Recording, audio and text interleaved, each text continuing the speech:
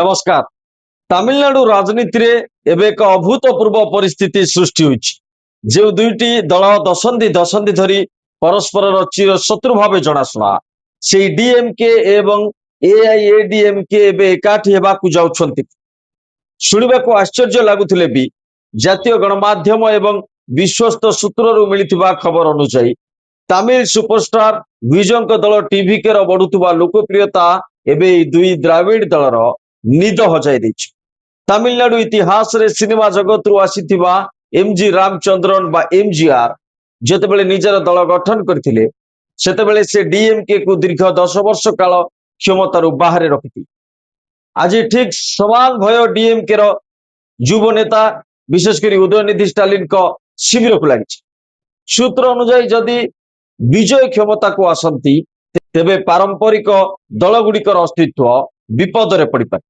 चर्चा होछि कि एआईएडीएमके मुख्य के पलानी स्वामी को मुख्यमंत्री भावे ग्रहण करी डीएमके बाहर समर्थन दे पारे। यार एकमात्र उद्देश्य होछि टीवीके को सरकार गठन करबा को रोकिबा।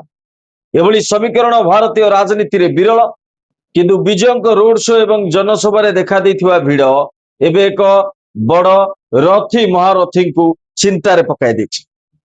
अन्यपटे भारतीय जनता पार्टी मध्य एही सुजोग रे कांग्रेस को तमिलनाडु बाहर रखिबा को चाहूछि। खाली सेतिकी नुहे टीवीके रो किछि समर्थक विधायक मध्य विजयଙ୍କ कार्यशैली को नहीं असंतुष्ट थिबा खबर आछि।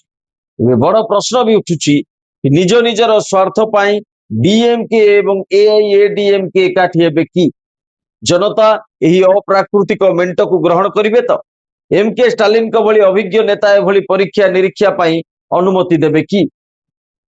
तमिलनाडु राजनीति एबे एक बड़ मोड़े छिड़ा होछि। गोटे पटे दशंधिर परंपरा एवं अन्य पटे सुपरस्टार विजयଙ୍କ नुआ लहर। जदि सूत्रर खबर सत हुए तेबे आगामी दिन में देशर राजनीति रे सबुठारु बड़ ब्रेकिंग न्यूज है। रिपोर्ट अनुसार विजयଙ୍କର प्रथम राजनैतिक सभा प्राय 5 लाख रु अधिक लोकଙ୍କ समागम होइतिला, जहाँ शासक दल पर बड़ चेतावनी थिला। तमिलनाडु रे प्राय 68% युवा भोटर अछंती जो माने विजय को निजर आइकन मानत। ए भोट बैंक ही डीएमके रो चिंता बढ़ाई। डीएमके रे वरिष्ठ नेता माने मने करंती कि एआईएडीएमके सो हाथ मिलाइले दलर निजस्व चिंताधारा क्षतिग्रस्त हेबो एवं यार सुजोग विजय नहीं। नमस्कार।